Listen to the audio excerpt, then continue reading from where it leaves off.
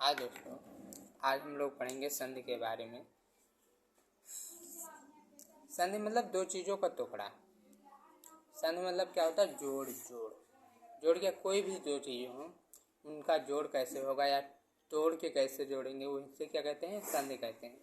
इसमें लिखा है दो वर्णों के मेल से उत्पन्न विकार को क्या कहते हैं? संधि कहते हैं। संधि के प्रकार। संधि तीन प्रकार की होती हैं। एक जब स्वर संधि, व्यंजन संधि, विसर्ग संधि। स्वर संधि में क्या होता है? मतलब जब स्वर आपस में लेंगे तो स्वर में स्वर संधि होगी, व्यंजन होगा, आपस में लेंगे व्यंजन संधि होगी, विसर्ग में लेंगे तो विसर्ग संधि नहीं। तो फिर हम लोग आज स्वर संधि के बारे में पढ़ेंगे।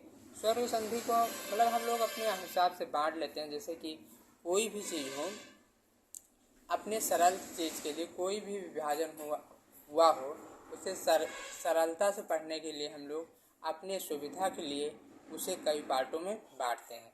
जैसे कि स्वर संधि को 5 पार्टों में बांट दिया। जैसे दीर्घ संधि। दीर्घ संधि में मतलब सजातीय वर्ण का मेल होगा। गुण संधि, वृद्धि संधि, यण संधि, आयादी संधि। कितने प्रकार की हो गई? 5 प्रकार की। आज हम लोग पढ़ेंगे दीर्घ संधि के बारे में। दीर्घ संधि में होता है क्या है? जब किसी लघु या दीर्घ सजातीय वर्ण का मेल लघु या दीर्घ सजातीय वर्ण से होता है तो उत्पन्न विकार जो होता है, मतलब विकार मतलब क्या चीज़?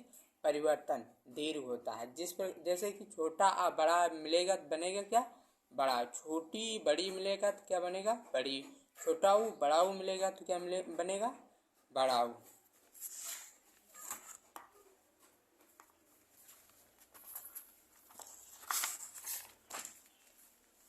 कुछ एग्जाम्पल देख लेते हैं। जैसे कि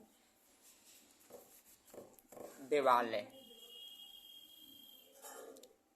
देवालय बने।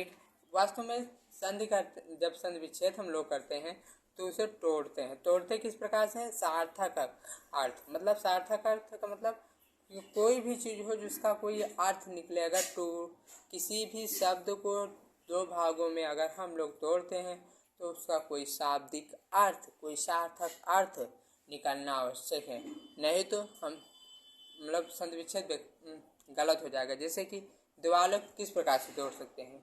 एक तो सार्थक शब्द हमें मिल रहा है ना, देव। दूसरा क्या है? आलय।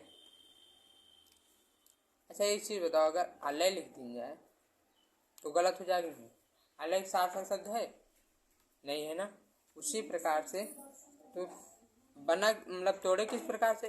अगर इसे पुनः प्राप्त किया जाए तो कैसे होगा? पहले शब्द का एक फार्मूला होता है। पहले शब्द का अंतिम वर्ण प्लस दूसरे शब्द का पहला वर्ण। तो पहले शब्द का अंतिम वर्ण क्या है? छोटा। दूसरे शब्द का पहला वर्ण क्या है? बड़ा। मिलके बना क्या चीज? बड़ा। तो क्या हो? देवधन आलय, देवालय। एक और देख लो। जैसे कि काव्य, धन, इंद्र। तो क्या पहला क्या? छोटी प्लस छोटी मिलके बनी क्या? बड़ी।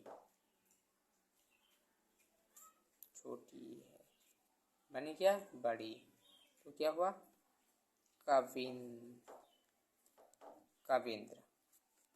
एक और कोई ले लो।